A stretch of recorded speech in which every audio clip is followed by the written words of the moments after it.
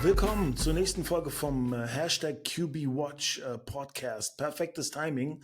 Morgen darf ich wieder als Experte am Start sein bei der GFL Live Conference am Spieltag 14 der GFL. Und vorher hatte ich noch einen weiteren GFL Quarterback zu Gast in meinem Podcast, nämlich niemand anderen als Karé Lyles von den NewYorker Lions aus Braunschweig. Und es war super interessant, wieder mit ihm so ein bisschen in sein Leben, in seinen Charakter, in seine Football-Laufbahn einzutauchen. Also bleibt dran und dann legen wir schon los.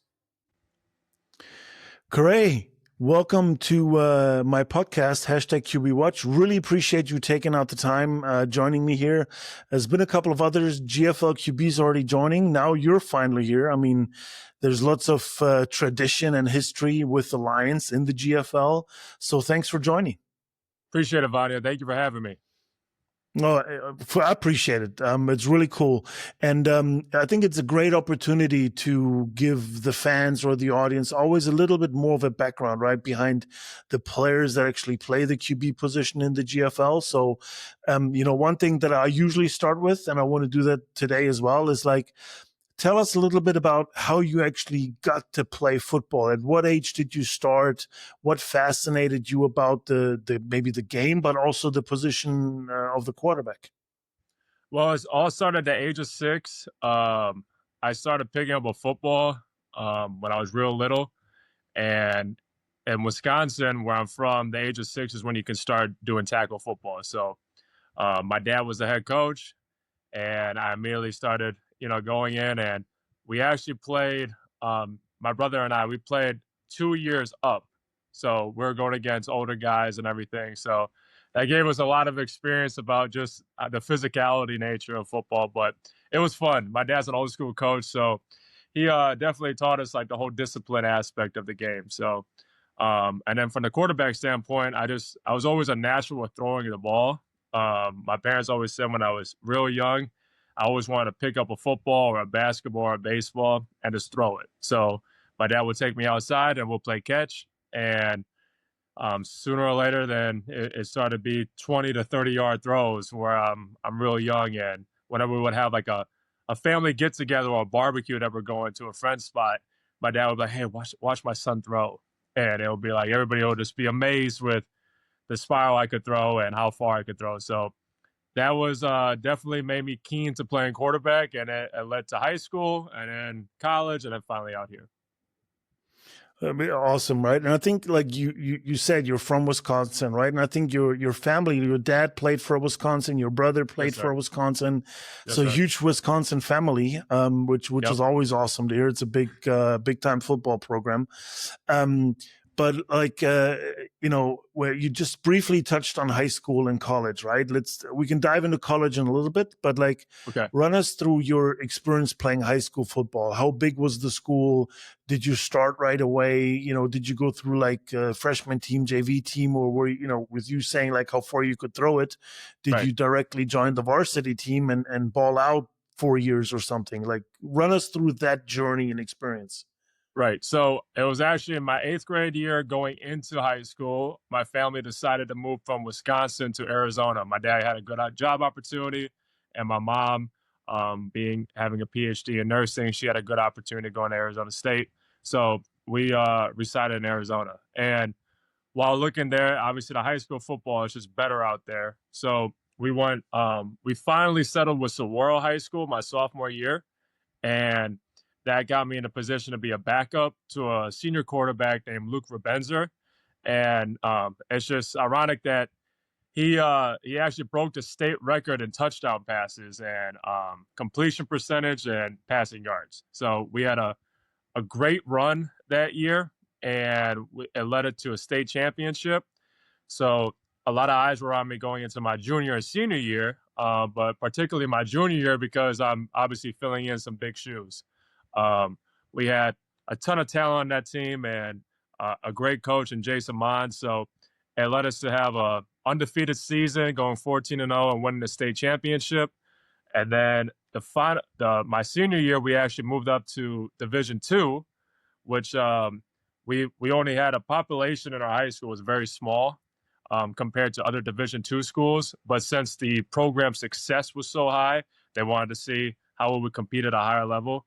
And yeah, we went on, won 12 games, went 12-2, and won the state championship again. So I had a very successful high school career that led me to an opportunity to go play football at the University of Wisconsin, and then as all she wrote from there. Yeah, awesome. And it seems like you were pretty, I mean, easily is an exaggerated word, but like you were able to fill those big shoes, right? And it's great to hear.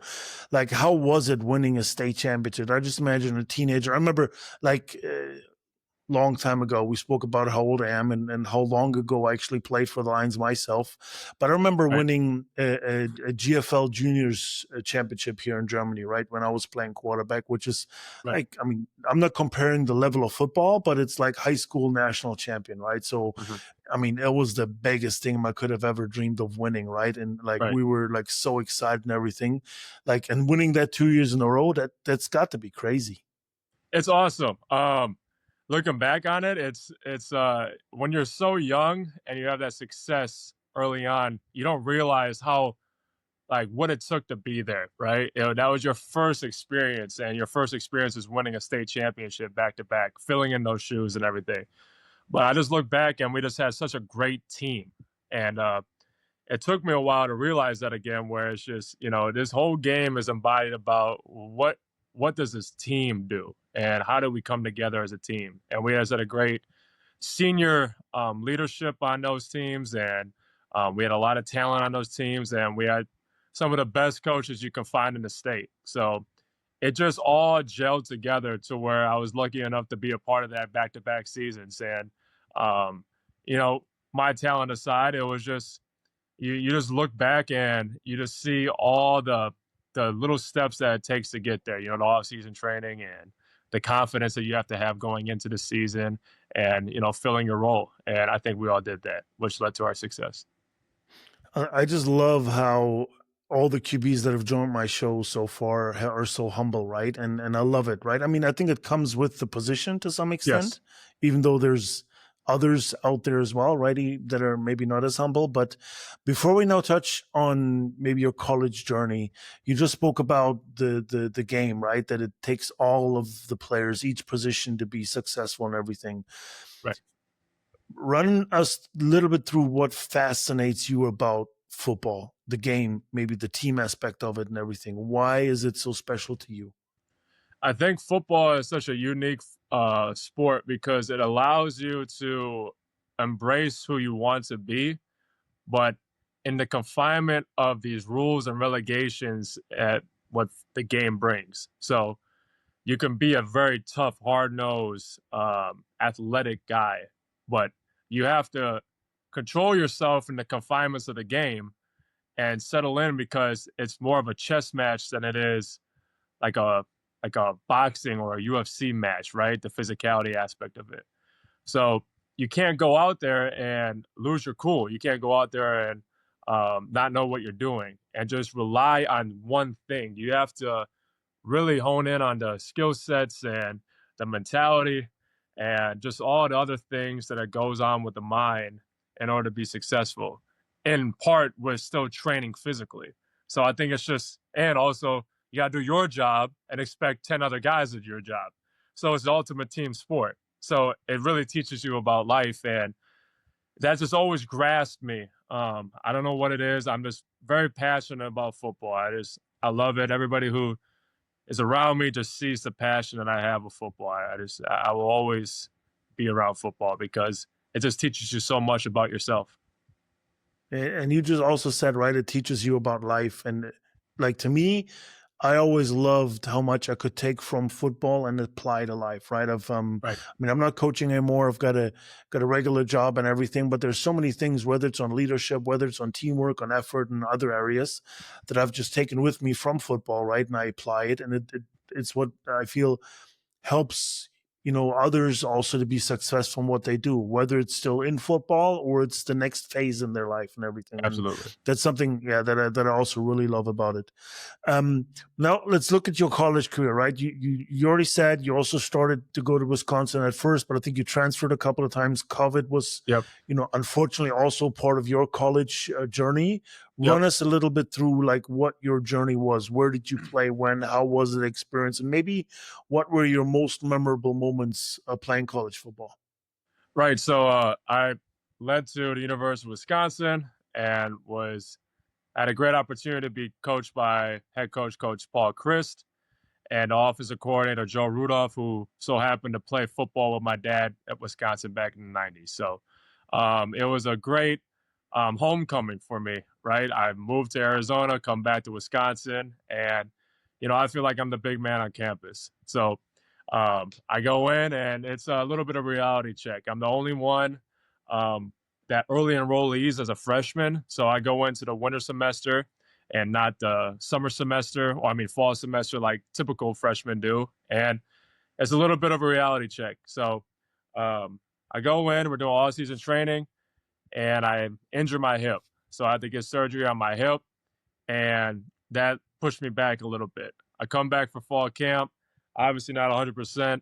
And then the junior quarterback, Alex Hornibrook, he had a good season. And he was in rotation with Bart Houston, the senior quarterback. And I had learned a lot from Bart. And he was this SoCal guy that he just threw it, right? He's just a hippie who just said, whatever, I'm just going to throw it and be me, right? So I learned a little bit from both of them. And the following year, I was competing for the backup position and never really got any time with being on the field. So, during that time, I thought it was best to just transfer. So I transferred. There wasn't a transfer portal or any of the new NCAA rules in regards for transferring, so I had to sit out. Instead of sitting out, I haven't played in 2 years, so I go to JUCO. And JUCO is a whole different experience. I go to Scottsdale Community College. I led the nation in passing, and we had a good season. And it's during that time, the Arizona Scholastic, basically that area, they forfeited football after that season. So that was the last season of ever Arizona JUCO football. So it was just the last dance. And I got an opportunity to be with the last football team at Scottsdale Community College. Like I said, we went to the bowl game, and then that led me to a scholarship to Southern Illinois University. And then that was the situation where I was competing for the starting job my junior year, and I didn't get it at first. And in the second game of the season, the starter got hurt. I came in, we won the game, and then we went on to have a 7-5 record, and that was the first winning record in 10 years with the program.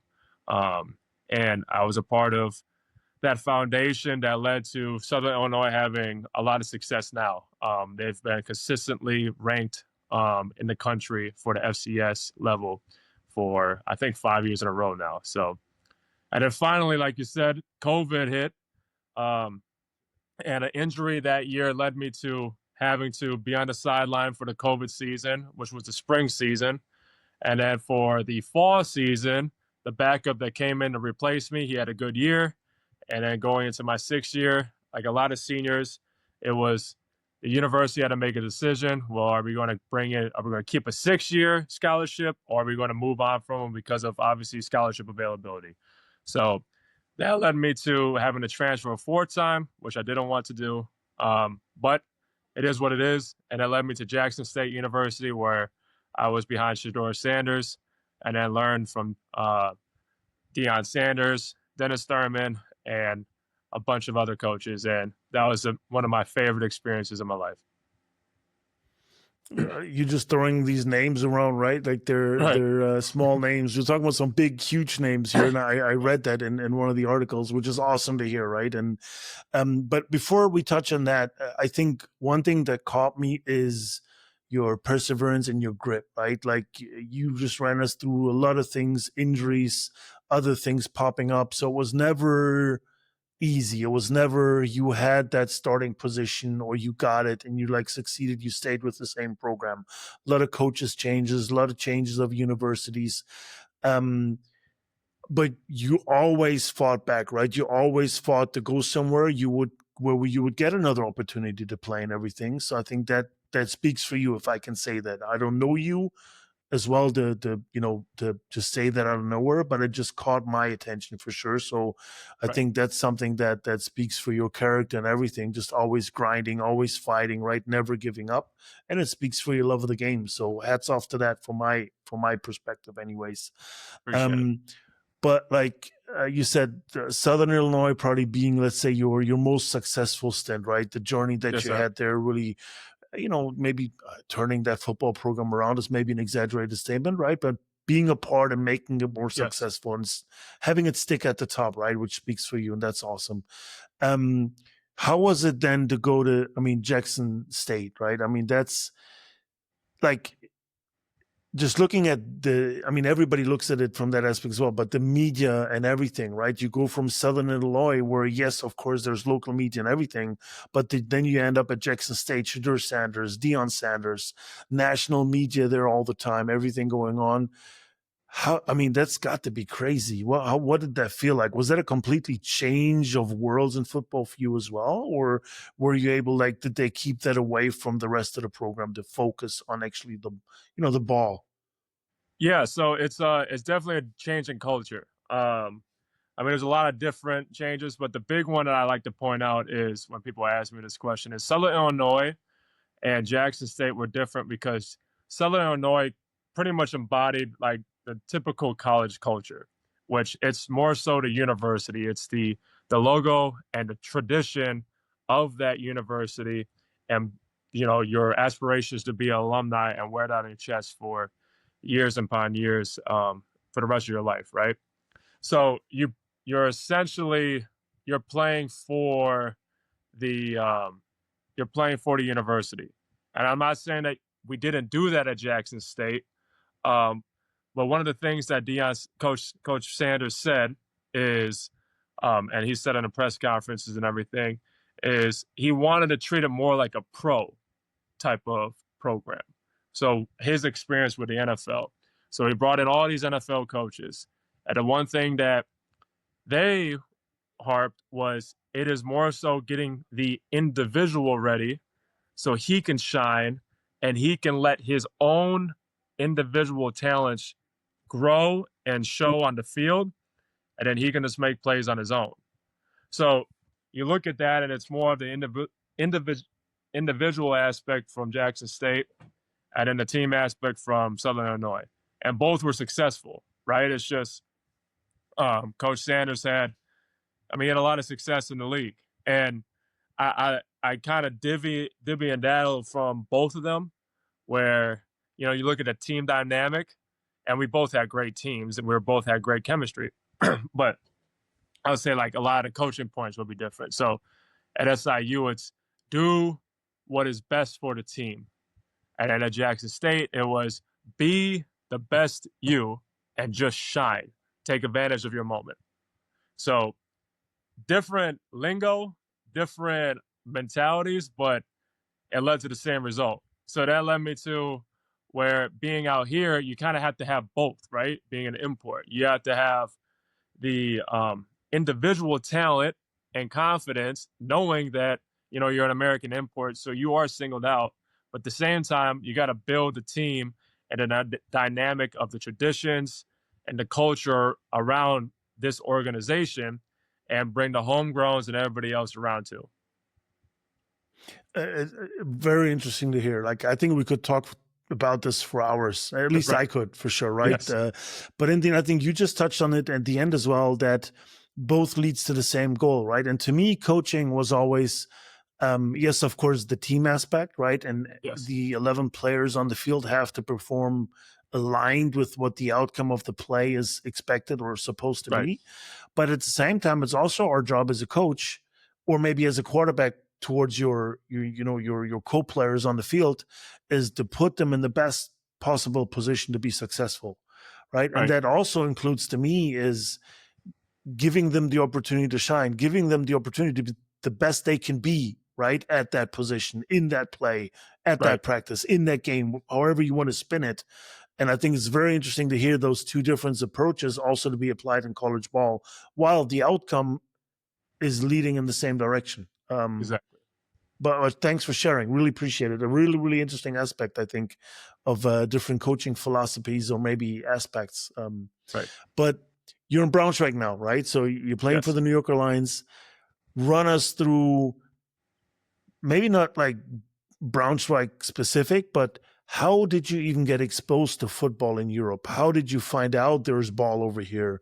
How did you make the first connections to eventually, become a quarterback in the GFL or ELF, where you also played? Right. So then there's the connection after Jackson State. One of the luxuries that you have with Coach Sanders is if he likes you and he respects you as a player and as a man, he's going to give you opportunities and he's going to build the connections and so on. So after that year, I went to his office and I just asked, I want to be in the NFL. So whatever it takes, whether that's coaching, playing, or in media, I would like to have an opportunity to be in the NFL this year. And he got me on the phone with the one of the directors of the NFL, and she led me to have an opportunity with the NFL Network. And I was working with the director, Andy Gregg, and he's been there a long time. He worked for NFL Game Day Morning with Coach Sanders, so they had a mutual connection. And I got an opportunity to be a production assistant for NFL Game Day Morning. Zero experience in television, so that was a whole different perspective on football. But that led me to Los Angeles, and obviously when you're away from the game and as passionate as playing that I am, and still thinking I had some left in the tank, I wanted to really pursue that. And it was actually ironic. My first connection with European football was with Coach Alexander with the Dresden Monarchs in 23. And he was in Los Angeles at the time. He was coaching some combine offensive linemen. And he was like, hey, my name is Coach Alexander, and I would like to, sit down and have dinner with you and talk about European football. So he was really my intro to European football. So I spoke with him, and then after that, I knew a connection with Braunschweig, and it was actually the quarterback, Jacob Parks. He's from Tampa. I was living in Tampa at the time with my parents, and I called him, and I was like, okay, what is this whole thing about European football? And he just told me his whole experience with Braunschweig and everything, the history of everything. And then, so I just created a Euro Players, and it led me to speaking with Coach Troy Tomlin in my office at the NFL Network in Los Angeles. And we had like a 2-hour conversation, and I loved what I heard. So I wanted to make the commitment of stop working at the NFL Network and still play ball. Awesome story. And shout out to Coach Troy, right? We spoke earlier. I also played for Coach Troy Tomlin. So long history, right? Long-term coach here in Germany as well. And I mean, has played his share in the development of football over here for sure. But I mean, you just spoke about the opportunity you had, right, with NFL media and everything. How difficult was it for you to then say, okay, let me stop that, even though it was an opportunity that you wanted, and come play ball in Germany? Was it easy? Was it difficult? You kind of talked about you felt there's still something left in the tank. Right. Run us through that decision process. It was very difficult. I'm not going to lie. I loved working for the NFL Network. It was a great experience. It's so fun. I mean, the stuff that I was doing and the people that I was working with, it was a once in a lifetime opportunity. Now, the thing is that a lot of the people there and a lot of the successful people there knew that, okay, if you want to keep on playing, there's only a short span in your life that you can play the game of football. You can come back here whenever you want. And you had a success when you were here in 2022, and we would always be a connection. And if there's an opportunity to work here again, you will have it. So I built a really good, strong foundation there and relationships there that it gave me more confidence knowing that, I only have so many years to play this game. So I want to take advantage of that. And then when I'm done, then I know I have opportunities with this game outside of playing. So it was hard, but at the same time, I knew that it was an opportunity that I could take and have no regrets with. Yeah, it's awesome to hear, right? That having that connection and them also saying, you know what, go ahead, do this. The connection won't be lost if you go and take this opportunity now. And shout out to them for saying that, right, and for sticking to that for sure.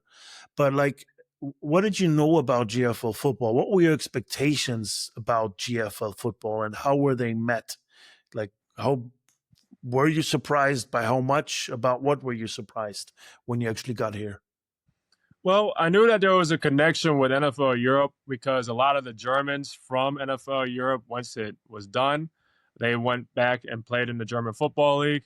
I knew that there was, obviously with the ELF and everything, that was still new. So back back then in 2022, there was still like kind of 50-50 with the GFL and the ELF. And I knew that it was the best national league in all of Europe, and the foundation that it laid. And I'm a history nut, so I just love hearing the history of it. And it's the oldest running league in all of Europe, and I think it's the most successful. I mean, regardless of what people say, it gives the best opportunity to where you have these long withstanding organizations like NewYorker, where they've been there for 40 years and they've been playing, and they have the culture, the team camaraderie, and the fan base. It's everything stacked up to be successful. So, and then you hear about, obviously teams like Dresden and Dusseldorf and Kiel and Potsdam. And then you watch the film, and it's good football. It's really good football. You start to understand. Now, the thing that you have to get new, is the adjustment is the imports, right? So what does it mean to be an import? What is the responsibilities of being an import? How is that different than college? What are some of the things that are new? What are some things that you don't have anymore, but you have to basically be like, okay, I never really even needed that when I was in college. It was just a luxury, but it's just football, right? And then how can you take advantage of being in such a unique opportunity with going to a new country with new people who don't even speak your native language, and you have to all come together and win in a matter of 5 months? It's a beautiful thing. I think it's such a unique experience that, yes, there's different, you can talk and argue about all the different levels of football throughout the world, but I think it's such a unique experience with this league because of being in my position as the quarterback of the team, and you have to travel and get guys together in such a short period of time. There's some things I feel like is harder in this league than in other leagues because of those situations. But that's what makes this league so fun. I love the way you described it, right? Like the unique opportunity, the unique, yeah, I guess setup it is, or situation you're in right over here. Right. And how would you compare GFL football maybe to college football? Not necessarily from the level of the game, but like just looking at the team aspect. And you talked a little bit about, right, not every player speaks English fluently, unless Right. it's their native language, right? So how would you compare that? Maybe go a bit more into this uniqueness that you refer to. The biggest thing is just time. I think if you had to define one thing, is time. You don't have a lot of time in this league. You don't have a lot of time with these guys. You don't have a lot of time practicing. You don't have a lot of time preparation because of just, some guys have to work. Some guys have to do other things outside of football. You're here as an import. This is your full-time job. So it's a unique opportunity to where you have to, basically, what I love about this is you have to get to the nitty-gritty. What actually makes you successful as a team, and do those things? And there's all this fluff that you might have done in college or in other levels where you had a lot of time. But now, get rid of the fluff. What works? What doesn't? How do we train? How do we prepare? How can we communicate in a way that we can all pull on the same accord? And that's the beautiful thing. So I think the difference is it teaches you how to communicate fluently because you have to. It teaches you how to prepare diligently because you have to. It teaches you of being, you have to be by yourself. You have to train by yourself. You have to be a pro. And you have to approach it with a pro's mentality, knowing that you're an import as well. And if you're not doing your job, you can go right back to the States. Because, we both know there's a lot of pressure here in Braunschweig. They win. So you have that going on for you. So it's all these different things that mesh together, which makes you even grow even more so than maybe in college you had a coach where he's making a lot of money and you have all this time to prepare, and they're going to put you in the best situation because of all the time and the luxuries of having all these people around you and all the support. Whereas here, you got to find a way. You have to find a way, and you have to be successful. And you touched on something that I've also heard from some of the other QBs that join my show, right? That you are a pro to some extent, but you also need to be a pro because you prepare individually a lot of times because, the Germans have their jobs, they're working throughout the day. They can only come to practice a couple of times a week, maybe with the exception of a couple of players. Some players might not even be from Braunschweig, right? So they commute to practice from other areas, cities, wherever. Run us a little bit through your weekly preparation. What's your, how do you start your week off? Let's say you play your game on Saturday. Run us through that Sunday until the next game day. What do you do from watching film to going to the gym to maybe meeting up with other players all the way to the team practices? Right. So if we have a game on Saturday, then Sunday, I take the time, let my body recover, watch the game film. That's typically when Coach Tomlin is putting in the notes for the offense. What are the things we have to work on? What are the things we have to do better?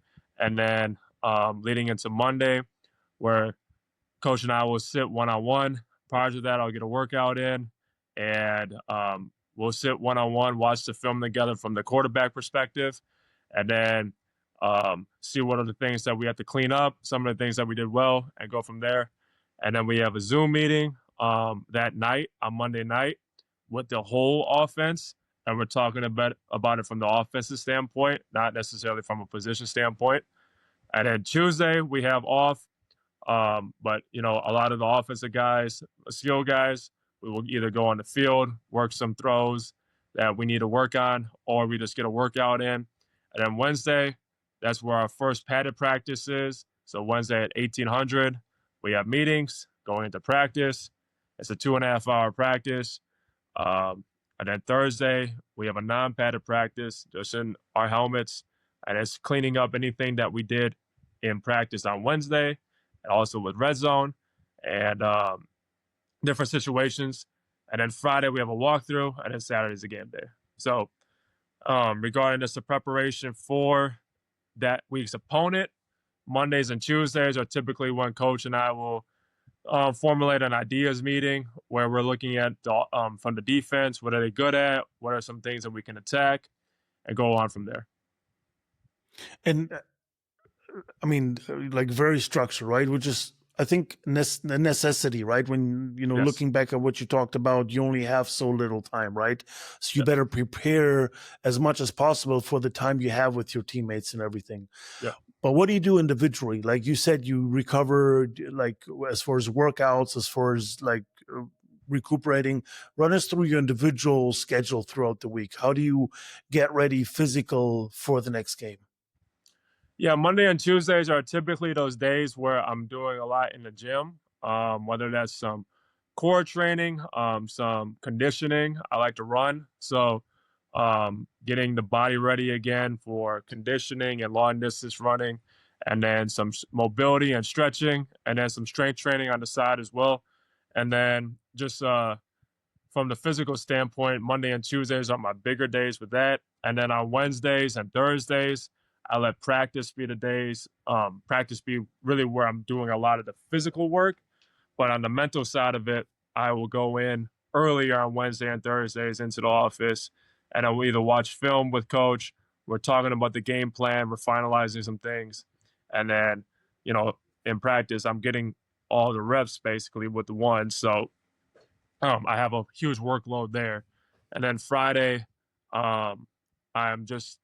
we get a light workout in, and then we have walkthrough, and then just letting my body recover still, and knowing that we'll have a game on Saturday, and then yeah, rinse and repeat. Now, if we have a bye week or 2 bye weeks, then that's something where, okay, maybe I can get some more strength training work in, right? Get a extra lift in or on-field session where I can, get some hypertrophy training in and everything. So it just all depends on like what our bio weeks are and everything, and how the scheduling goes.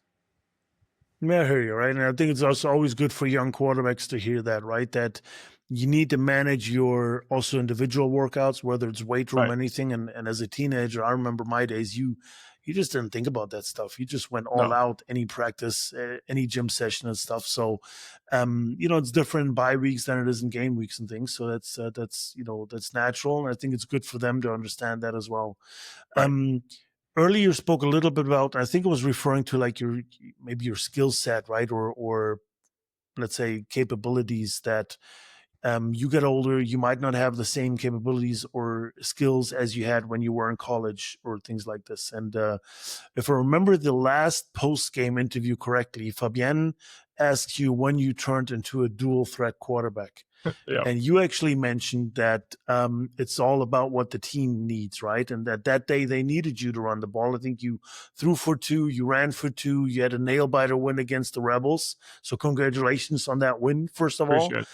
Right. But now looking at yourself individually, what would you consider your strength as a QB? And maybe what are you still working on refining and improving it?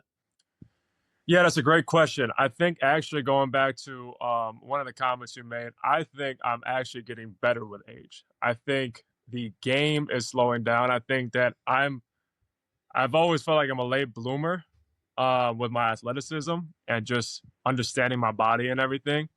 And I don't know, I just feel like I'm in the best shape of my life.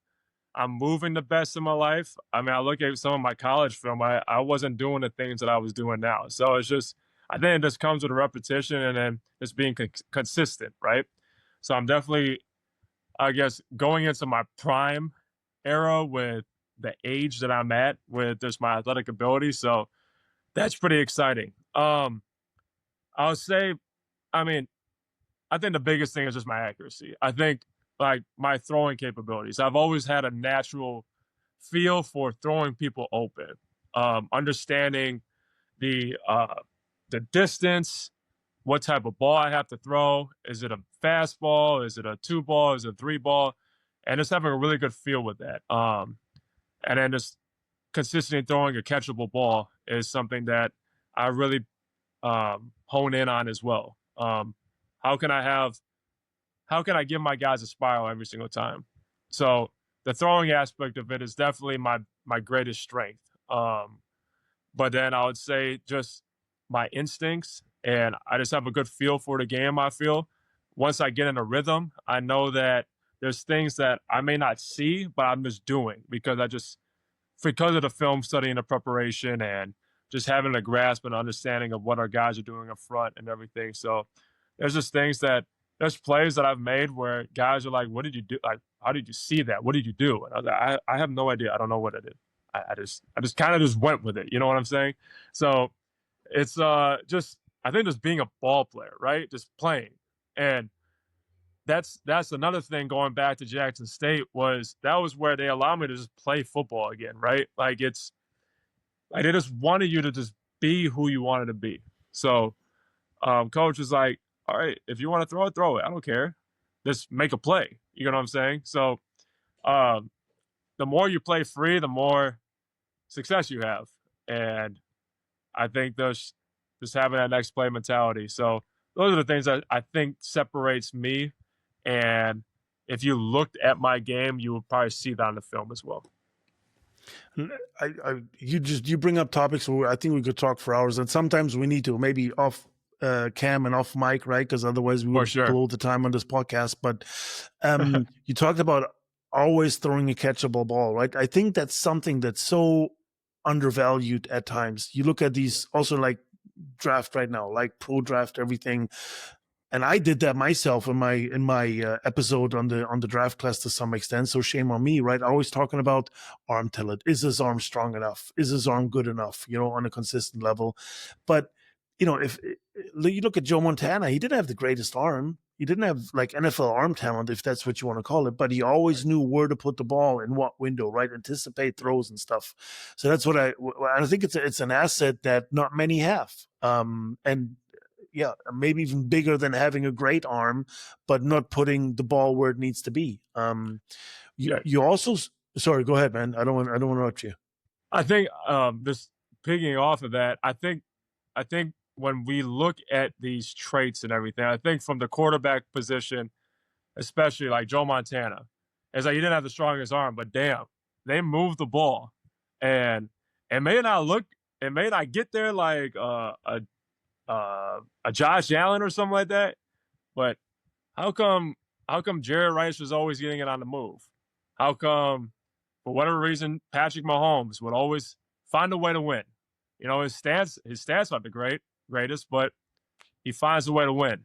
So I think that's like the biggest thing with the quarterback position is the team always finding the end zone, regardless of what is at stake, some of the things that maybe the team what's going on in the team within the organization with injuries or so on and so forth.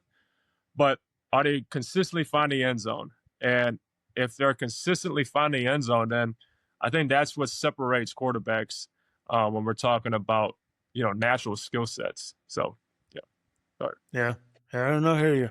And the other thing you touched on was a little bit like you feel like you're getting towards your peak, right? You feel like you're even better now than when you were at college. And I think, and tell me if this is connected, right? To me, like I had to stop playing ball at quite an early age, not because of a serious injury, but because they found out that my nerve canals in my neck are actually smaller than they should be, right? So I should have probably never played. And now looking back, like after coaching a couple years, getting older, the game has slowed down so much. So I wish I would still have the opportunity. And it may be the same thing for you, right? You saying you're hitting your peak athletically as well, but at the same time, your thought process and how you see the game probably doesn't even need you to be as athletic as you are right now, right? Because you anticipate things better, you've seen things, you react to things more natural, I guess. Right. Run us through that. Am I on point with that for you as well, or is that different? Well, with every good decision, a bad decision comes, right? So you look at all the bad decisions that I've had in my playing career, and you go back in it, and I could put myself in my shoes when I was like in those situations, right? I make a bad decision. I make a critical bad decision. And I'm thinking in my mind, man, it's the end of me. That's it. There it goes. Like playing career, right? No, you just get another opportunity. You still get another opportunity. You still play. As long as you keep on working at your craft and you're diligent with it and you learn from those mistakes, you're going to get another opportunity. And I also think a lot of my failures has led me to have more of a comfortability level with just playing the game and where it slows down for me. Last year I was on a couple of teams. The first team I was on was not a great experience. You're constantly getting hit. You're losing. You don't know what to do. You've never been in that situation. I've never been on a losing team in my life prior to last year. Then I get to Dresden, and it's just easy. Everything's easy. Everything's slower. The game just kind of settles in because all of the failures and the times where you got knocked down, but then you realize, wow, I got back up. It wasn't as bad as I thought it was. It wasn't as painful as I thought it was. And I want to get another opportunity. So I think that's the biggest thing that I go back to is like all my experiences have led me to then where with my athletic ability, and if I'm consistently working or perfecting my craft physically, those experiences are going to lead me to a long way with playing this game.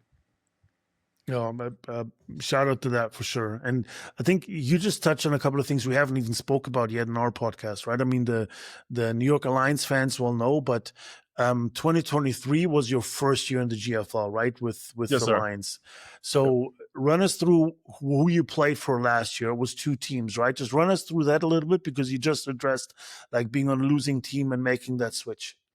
Right. So I played for the Prague Lions in the ELF, and then I got released, and then I was the emergency quarterback for the Dresden Monarchs for the second half of the season. Yeah, and then after that season, obviously this spring or maybe last fall, I don't know when exactly you and Troy probably aligned on you returning. You're back with the Lions now, right? For Yes, sir. the full season. Run us through a little bit, and I'm not asking this to compare leagues or anything, right? But just, you talked to us, it was a losing season, it wasn't great experience. What was different between the GFL and the ELF that made the experience not as good? And it doesn't have to be a difference in leagues, it could also just be a difference in teams, right? Just doesn't need to be long, but maybe a little bit of background, like why was it not such a good experience?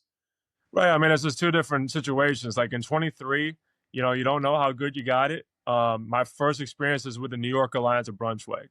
My first experience in European football is with the winningest program in European football history. So, regardless of the current success or anything, there's a lot of great tradition here. You're always gonna have great players here, and we had a great team. And then you go and I want to try out, and just you're in Europe and everything. You want to travel and experience everything, and I got an opportunity to go with the Prague Lions, and it's a whole different organization, right?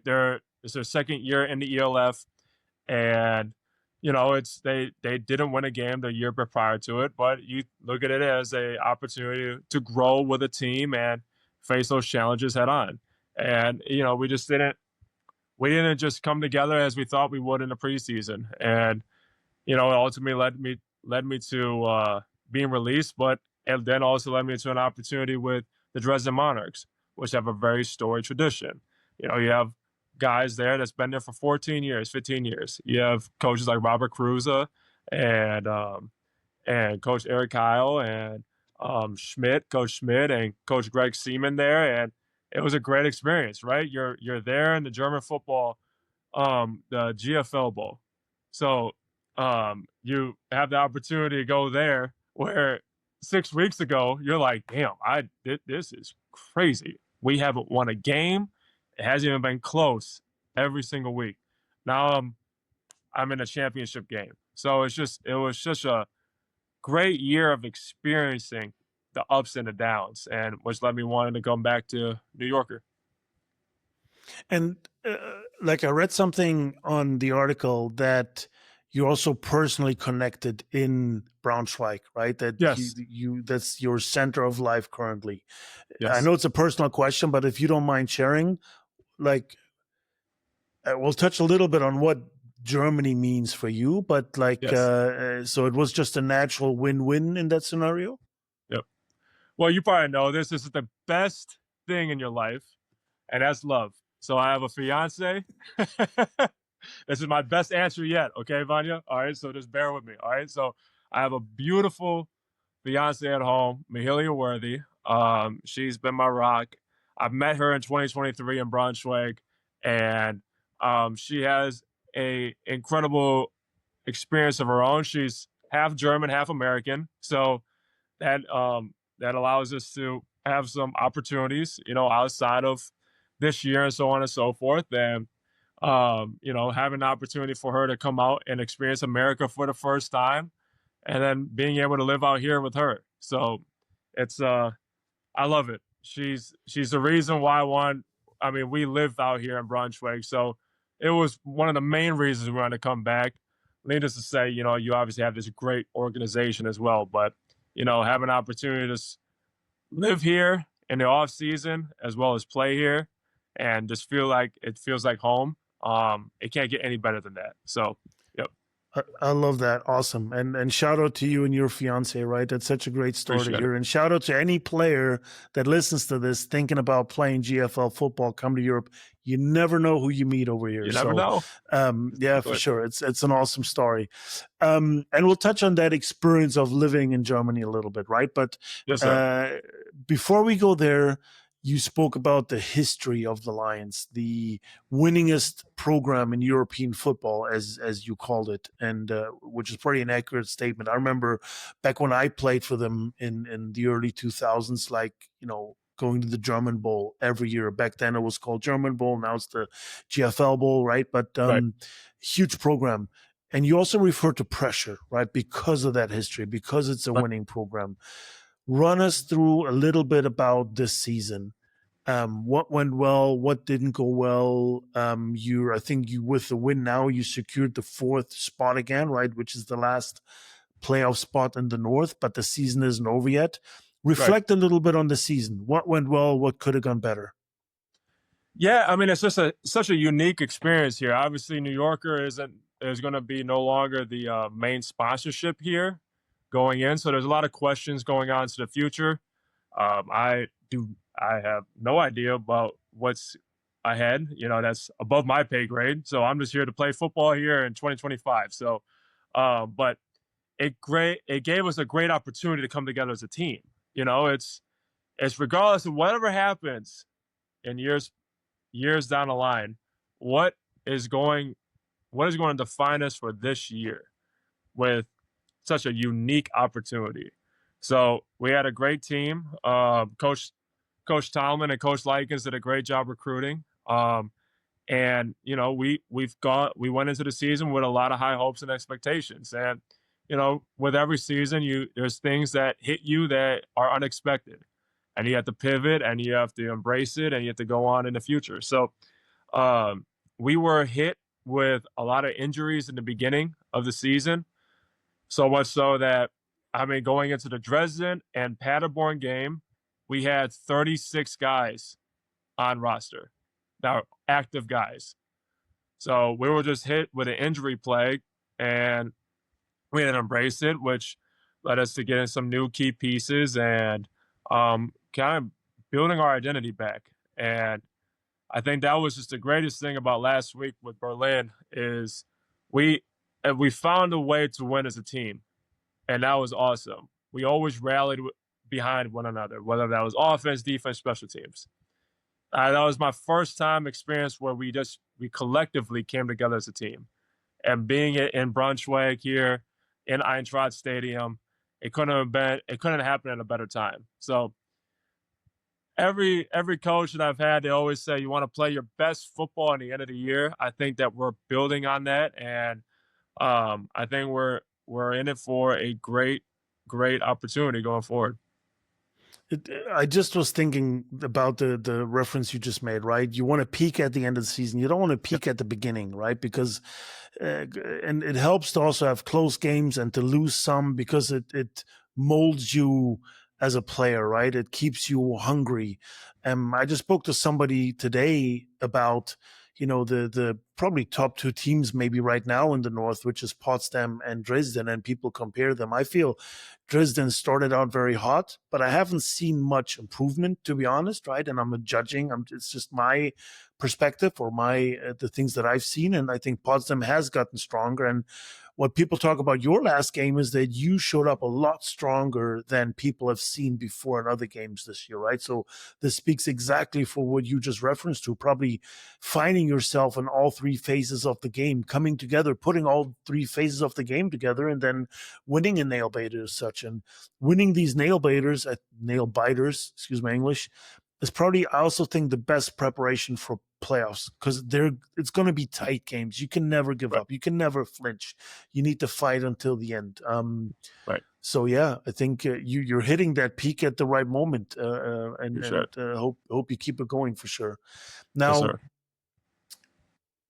earlier you said a little bit about, or you spoke about your fiance, and you kind of mentioned something about what's after this year. Is there a plan for after this year? Is there a 3-5-year plan for Karé to continue to play football or to maybe do something else? Family in the back of your mind, maybe, if you want to share, if you know comfortable sharing. Well, I love to keep on playing, obviously. But the biggest thing is, and that was another thing that with this year is we've been preparing for a wedding. So we're going to get married next year. back in the States. And after that, we're going to have that's the opportunity to see what life takes us. You know, I used to be so big into planning, but if you would have gone back in time 5 years ago and you would have told the Karé from 5 years ago, hey, you're going to be in Braunschweig, you're going to marry this German girl, and you're gonna be a part of the German football league. I was like, whoa, who the hell are you? You know? So I have no idea. I'm just gonna go wherever life takes me, knowing that I have a great, great passion with the game of football, and I want to try to play as much as possible to the highest extent, and we'll see from there. But I always think football will be a part of my life. But the biggest thing is just getting married, putting that ring on my finger. I love that, and that's got to be priority, right? I'm married. Yes, I've got 3 children, a 4th one on the way. So it's at that time you can't plan much anymore. To be fair, right? And to be transparent, but I love it. And shout out to you, shout out to your fiance. But I want to take this opportunity, as you just said it. If somebody would have told you 5 years ago, right, you would have never believed it. Do you have a message for any U.S. player maybe listening to this, being out there thinking about coming play ball in Europe? What would you tell them? I would say just look past maybe all the speculations and the uncertainties. You know, it's just a whole different experience, right? But it's an experience that's going to last a lifetime. You never know where it's going to take you. It's going to help you grow. It's going to help you build character. It's going to help you with the later aspects of your life. And if you're an American player that's coming fresh out of college, you got time. You know, with career jobs that come later, and why not take this opportunity to keep on playing the game that you love? You never know where it's going to take you, and you never know who you're going to meet. So if you have that opportunity, just take it, and I think it'll go a long way. Nice words, nice words. And being aware of time, right? We've already hit the hour mark, so let's step off the football field a little bit. We've kind of done that already with you talking about your plans of getting married and everything, and I love that part of the story. Going back to when you came to Europe to play ball off the field, what experience was that? Was it a culture shock? What was maybe some weird experiences? Like a couple of others gave examples. I always give the example of, that, at the gas station, like in the States, you have to pay up front. And I was always wondering, like, how do I know how much exactly to need to pay to fill up the car? No, you don't, right? It's just a different approach. Others were talking about how you open the windows or not turning right on red. Like, how was that for you, being in a different country, in a different culture? Yeah, I mean, there's little things, like you said, like the turning right on red, and everything being closed on Sundays, and fun, keeping fun. And there's little parts of the culture that you just have to embrace, and you learn to love and everything. But I don't know, it's a little bit different experience for me, because I always tell people it feels like Madison, Wisconsin. It feels like my hometown. Now, I think also Wisconsin does have a lot of German roots. You know, there's a Germantown. There's Brunswick in Wisconsin. There's all these different. I mean, going to middle school every single day, we had a German sausage store. So That's awesome. and everything was in German. I had no idea what it said or anything, but yeah, everything was in German there. And they had all these different types of German snacks and cuisines and everything. So I don't know, it kind of like this. It was a little sign of what to expect later on in my life. And then there's this place in Wisconsin next to the Capitol called the Old Fashioned, and they have on their menu either German, the German menu, or the English text. So I don't know. In Madison, you have little bits and pieces of Germany. So it was just meant to be. Yeah, it was just meant to be. And Madison's around the same population. I think it's a similar setup here too. So it was a very easy transition for me. So cool. It's just that's awesome to hear. Besides the language. So yeah. Yeah, I mean, that's awesome to hear. I just one thing just popped in my mind. Like, I remember when I was in the States, and you sneeze, right? And people say Gesundheit, and I'm like, what the heck? Why are you speaking German to me? I'm like, right. you got to be kidding me. No, we just say it over here. Nobody knows what it means. At least most people don't, right? But they say Gesundheit if you sneeze. So I'm like, okay, we're not that far apart anyway. But what's maybe your favorite thing about Germany, or favorite food, favorite drink? What's a couple of things that you really enjoy being over here? The blend of the new and the old architecture. I love the castles. I am a Okay. huge castle nut. Like I just love going to the churches, seeing the brick roads, going to some of the little towns. I wouldn't probably mispronounce the name of the little town we went to. There was this old big castle that you could visit, and it was beautiful. Going to Berlin, seeing the history of Berlin, going to different parts of Bavaria and West Germany, East Germany. So it's so cool. Like the more east you go, and I'm in Prague, so there's a little the way that everything was made and everything is kind of similar to Dresden, right? Like Dresden and Prague kind of have similar types of buildings, and then you go more West Germany, and it's a little bit different. So I don't know. I just love the history of it. I love how old everything is here. It feels like, wow, there's been a lot of people that walked this street. Where I come from. 3 years ago, I came from Los Angeles, and the oldest building was the Forum Center where the Lakers used to play. So it's a lot different than going to the Dome, where that's 2,000 years old. So. Yeah, I hear you. That's interesting, and I love that aspect, right? Like people forget about the history we have here, and you could have talked about Prague and everything. The one thing that I always think that people enjoyed, players that I've coached or players that I've played with over here, is also how easy it is to get through Europe, right? Like it's similar.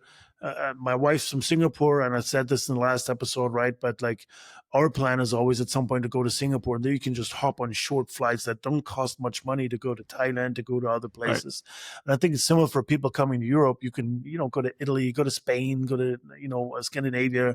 It's just all short distances. And that's another like really cool aspect I feel for, people to come over here and do this experience and then be able to see even more because there's also more time away from the ball. Absolutely. How did everybody welcome you in Braunschweig? Is there something you want to shout out to the Braunschweig fans and thank them for, I don't know, how they've welcomed you or the community or the organization? I know back then I had a blast. It was like they did everything for me that I needed. I've always felt welcome. It felt like a second home. And it seems like it's the same for you. Yes. I mean, one thing about the fans here, they expect to win. So it's they definitely have these high expectations for you, which I love. I mean, that's just how much of a diehard fans they are. So they embrace you right away as soon as you get signed, and they go through the journey with you. So good, bad, and indifferent. They know that you're always going to be a lion in their eyes, and you're a part of their history. So I truly love the fans here, and we just want to make the best out of this season. So it's going to be one to remember. Awesome. And I know we're both sitting in very hot, small rooms. Yes. You're sitting at the practice facility in Braunschweig, right? And I remember being in there when the sun hits that roof, and same here, I'm in a small room. So we want to finish it off with a few rapid fire questions. Same questions I ask all the others that join. So let's see what answers you pick here or what answers you give. And then we're finished for today. First one, beer or bratwurst? Bratwurst. Okay. Good choice. Burger or döner? Burger. Okay. Your first one picking burger, I have to say, but it's all right. You're not into döner? I love döner. Don't get me wrong. I just love burger. But you just love burger more. Okay, yeah. I get it. Yeah. Now, NFL team you'd love to play for? The Los Angeles Rams. Just because I would be in the rundown meeting in the NFL Network, and I would just daydream looking at the facility of SoFi. So that would be awesome. I hear you. It's a great facility, man. It's an awesome program. Now, your favorite quarterback to watch and why? Patrick Mahomes. I think he plays the game his way, and he plays it the only way he knows how to play it. So he's a gamer. Yeah, I hear you. I agree with that. He's probably also currently the one that I love watching the most for sure. And then last question, explain to us the hardest college hit you ever took. That would be that spring season I told you about where I got injured. I got hit by 3 guys and I fractured 3 ribs and punctured a lung. So Ooh, that hurts for sure. I think you're on top of the list with that one, at least from the other ones that I remember. But Karé, appreciate your time. Love talking to you. Reach out if you're ever in Berlin, right? You have a place to stay or anything. Really, it's been a pleasure to meet you, a pleasure to get to know you a little bit better. We haven't talked before. I loved kind of how fluent this was. Any last shout out to the audience? Obviously, before we kind of close down for the day, but maybe you're back as a guest next year if you're still playing GFL football. Thanks for joining. Well, I appreciate it, Vanya. Thank you again for this opportunity, and to all the audience out there. Let's cheer for the Braunschweig Lions, all right? Let's go. We're going to get this thing rolling, and it's going to be exciting to watch the next 3 weeks. All right, sounds good. Thanks for joining. All right, thank you. Appreciate it. Wieder einmal vielen Dank fürs Zuhören, fürs Zuschauen. Das Ganze natürlich auf den gängigen Podcast-Plattformen, aber auch auf YouTube zuhören, zu sehen. Also war wieder super spannend, in einen anderen Quarterback so ein bisschen reinzutauchen, wie er tickt, was ihn motiviert. Wünsche Karé alles Gute und den Lions für den Rest der Saison. Liked wie immer die Folge, wenn sie euch gefallen hat. Folgt dem Podcast vor allem. Und ich habe eine Bitte. Ich habe in den letzten Wochen wirklich immer mehr Zuhörer bekommen, auch so Feedback bekommen auf Social Media etc. Also vielen, vielen Dank dafür. Aber ratet bitte auch meinen Podcast. Da ist es verhältnismäßig wenig. Da würde ich einfach bitten, bleibt kurz da, gebt mir ein Rating. Natürlich der Wahrheit entsprechend, wie er euch auch wirklich gefallen hat, der Podcast. Und dann wünsche ich euch eine schöne Restwoche. Wird ein spannendes Wochenende. Habe gesagt, morgen einschalten in die GFL Live-Konferenz. Und da werde ich auch wieder am Start sein. Ansonsten bleibt gesund und geht in die Stadion, schaut euch die Spiele vor Ort an. Und wenn nicht, dann natürlich immer schön einschalten und die Streams schauen. Bis dann.